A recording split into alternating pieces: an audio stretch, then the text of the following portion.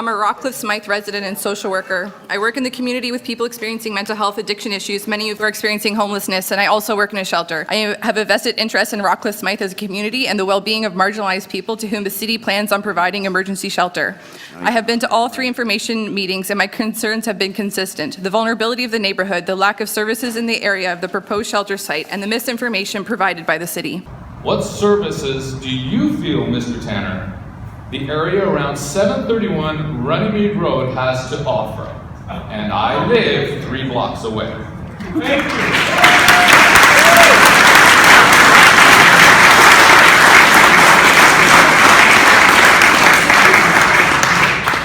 So thanks for your question. With respect to the 100-bed shelter that's proposed for 731 Runnymede Road, as I mentioned, the services that were provided there will not be the intense kind of supports that the doctors are referring to in the letter that you made reference to. The supports in the local neighborhood with respect to partnerships that we will build on and develop with service providers already in wards 11 and 13 includes such places as Sunwater Neighborhood Center, Unison Community Health Center, 4 Villages Community Health Center. There is actually Community Health Center do have a specific fund from the province that provides health care for homeless people, and that's in every community health center. So I do understand that there are challenges getting doctors in this community. I'm not trying to dispute that at all.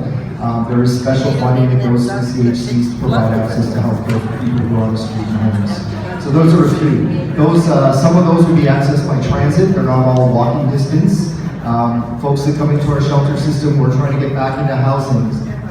People need to know how to use the transit system. And we provide a lot of tokens to people to get to services all over services in the community. So the map that was at the last meeting, the one that showed our services available in Ward 11, is it somewhere on that wall? Yes. I'm saying yes, I'm assuming it is, yes. I'm sorry, I just want to know if it's on that wall. That's all I want to know. Emily. Yes. Thank you very much. I appreciate that. I see the map was created by SSHA in April 2016. Was it created for this specific project? We have a database of all of our funded programs. It's a matter of printing out a report and then populates it on a map. Okay, but you didn't actually survey the neighborhood yourself. Excuse me. We fund services in every community across Toronto. We have staff on the ground at every one of those agencies that actually receive funding, just so we're clear. SSHA representatives provided a map of social services in Ward 11. The maps provided by SSHA included many non-existent and irrelevant resources. These included addresses of single homes and an empty field. I do have some concerns about the map. First, there are a few addresses that I'm particularly confused about. The map lists 5 Foxwell Ave, which is a single home that just sold for $720,000. The next is 29 Cynthia Road, which is a home at the end of a dead-end street. Then there's 1570 Jane Street, which is a low-rise apartment building. And most confusing is 301 Rockcliffe Boulevard, which is just an empty field. I have pictures of these for your reference. How do these addresses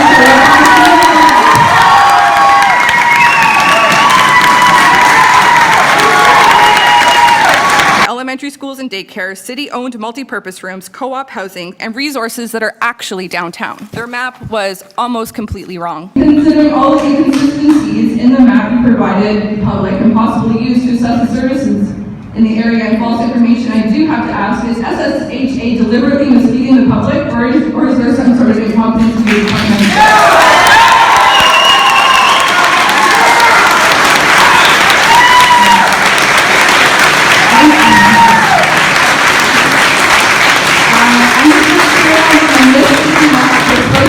Rockcliffe Smythe community or homeless men any reassurance that you've done your due diligence in considering their needs and selecting an appropriate shelter site? Or were you hoping that the working class neighborhood with low education rates weren't going to notice? Perhaps the most concerning was the misplacement of the Syme-Woolner Neighborhood Association, which is a service that does specifically address the needs of people experiencing homelessness.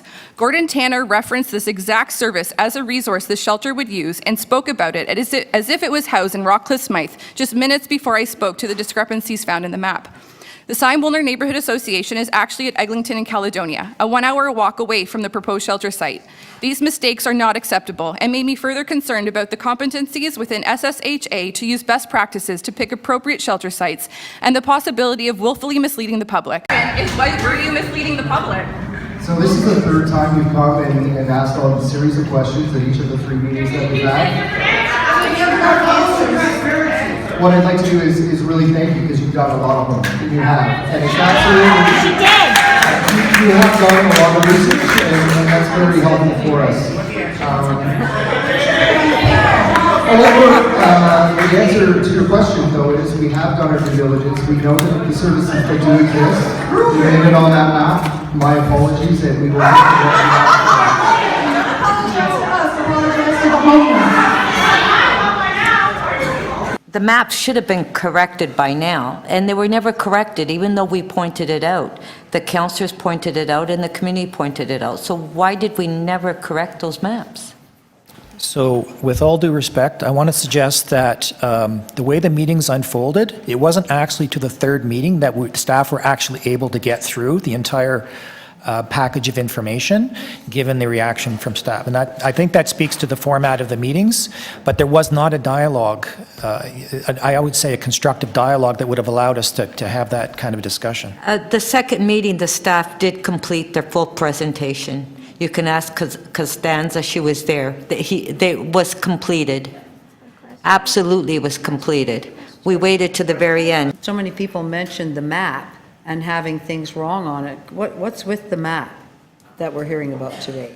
We developed that map through a combination of the city's open data website, research that our staff do, and I think there were a couple sites, locations on that map that were not accurate, and I apologize for that, but I would say the most of the information, the bulk of it was actually quite accurate.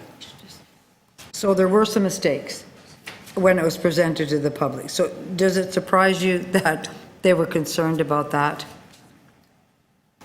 No, it doesn't surprise me. Doesn't surprise you, okay.